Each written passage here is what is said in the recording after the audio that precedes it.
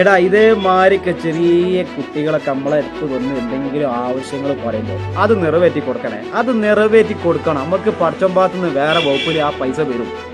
സത്യം. കാരണം എന്താ പറയുക, നമ്മളൊക്കെ ഒരുപാട് ഭാഗ്യമുള്ള ആൾക്കാരാണ്. ചിലപ്പോൾ ഒരു നേരത്തെ ഭക്ഷണത്തിനോ എന്തെങ്കിലും ഒരു ചെരുപ്പോ എന്തെങ്കിലുമൊക്കെ ഒരുപാട് ആഗ്രഹം, ഒരുപാട് സ്വപ്നം കണ്ട് അതിന് വകുപ്പില്ലാത്ത ഒരുപാട് ചെറിയ കുട്ടികൾ നമ്മുടെ മുന്നിൽ കൂടെ ഇങ്ങനെ കയ്യും കാണിച്ച് പോണ കാണാം. അത്തരം കുട്ടികൾക്കൊക്കെ നിങ്ങൾ എന്തെങ്കിലും ഒന്ന് വാങ്ങിക്കൊടുത്ത് നോക്കി.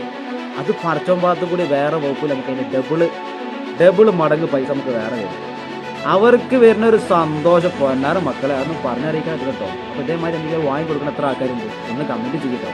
അടിപൊളി വീഡിയോ, ഒരു രക്ഷയില്ല. നല്ല കമൻറ്റുകൾ പോട്ടെ.